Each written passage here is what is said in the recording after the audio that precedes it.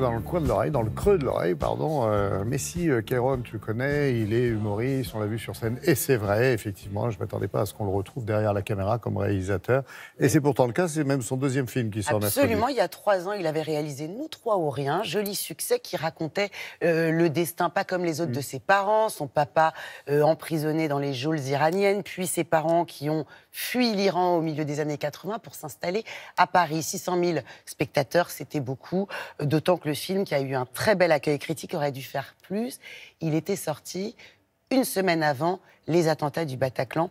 La France en deuil n'allait pas au cinéma à cette période. Dans ce film-là, là encore, il s'inspire un petit peu de son vécu, puisque Kairon incarne Wael. Wael, c'est un petit trafiquant de banlieue qui, par un concours de circonstances un peu cocasses, va se retrouver éducateur pour enfants, éducateur pour jeunes en difficulté. Kairon nous dira dans notre interview qu'à une période de sa vie, durant 4 ans, il a fait ce métier parce que son papa avait un centre pour enfants en difficulté. Et alors, la rencontre entre ce petit truand et ces jeunes en marge de la société, ce sont elles les mauvaises herbes. Les mauvaises herbes, cette rencontre-là va en fait donner lieu à un petit miracle, à quelque chose de très bienveillant et de lumineux.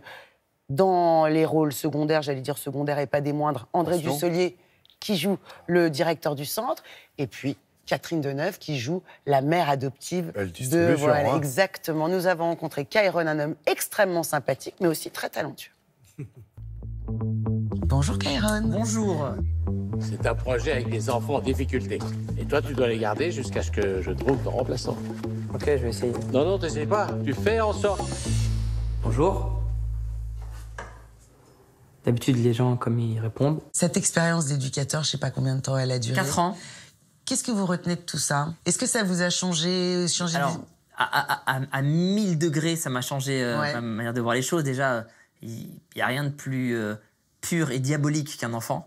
Donc, c'est vraiment un bonheur sans nom d'être à leur contact. On ne sait jamais la journée qu'on va passer. Ils m'ont appris beaucoup également sur moi.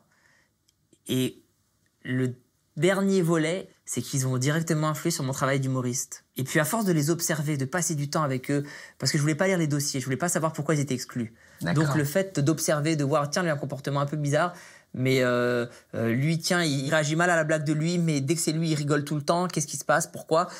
Le fait d'essayer d'anticiper, de les observer, j'ai commencé à faire pareil avec le public.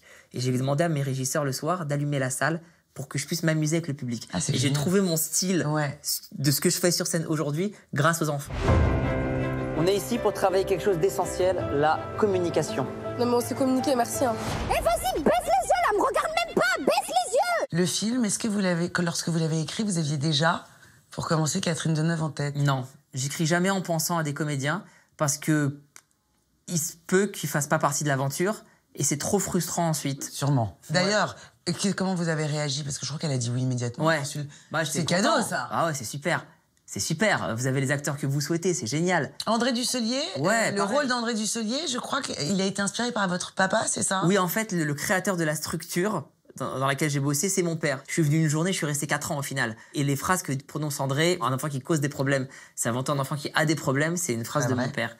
Donc le personnage de Victor représente un peu mon père. Ouais. N'oublie pas qu'un enfant qui cause des problèmes, c'est avant tout un enfant qui a des problèmes. Vous avez envie qu'il reste jusqu'à la fin du stage? Oui. Ah oui.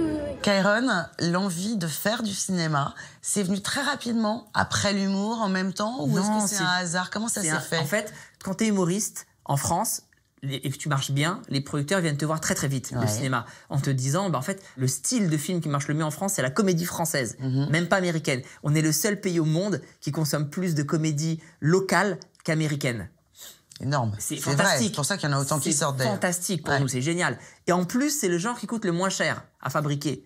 Donc c'est génial.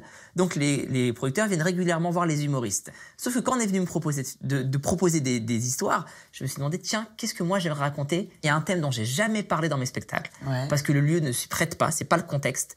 C'est l'histoire de mes parents. Et donc j'ai écrit ce film, et en l'écrivant, je me suis dit, qui va jouer le rôle de mon père? Je me suis dit, moi. Et je suis devenu comédien comme ça. Et qui va le réaliser? Moi. Merci Kairon et bravo. C'est un plaisir. Merci. Merci beaucoup. Tout ça, effectivement, vous l'avez dit, Charlotte, avec André Dussolier et Catherine Deneuve, qui depuis quelque temps choisit ce genre de rôle. Hein. Elle s'amuse beaucoup Mais et elle démontre, on sait qu'elle peut tout Elle le jouer, fait mais très qu'elle bien. a un vrai sens de la comédie. On se souvient de Potiche, souvenez-vous de François Ozon, dans lequel aussi elle était un petit peu à contre-emploi. Ce titre est très joli. Oui. Il fait allusion directement à une phrase de Victor Hugo dans Les Misérables. Mes amis, retenez ceci, il n'y a ni mauvaises herbes, ni mauvais hommes, il n'y a que de mauvais cultivateurs. À méditer en ce lundi, je trouve. Et mercredi, donc, c'est sorti Ça avec sort. un autre film, Avec d'ailleurs, un autre même film fibre un peu. qui célèbre aussi le pouvoir du collectif et du milieu associatif. C'est le film avec Agnès Jaoui, Les mauvaises intentions de Gilles Legrand. Très joli film de Les Caïro. bonnes intentions. Ah, j'ai dit les mauvaises Ah ben Les non, mauvaises herbes. Mais non, c'est à cause des les mauvaises mauvaises herbes, ça. herbes et les bonnes intentions. À propos de Merci, mauvaises herbes, Jean-Daniel. Frédéric revient.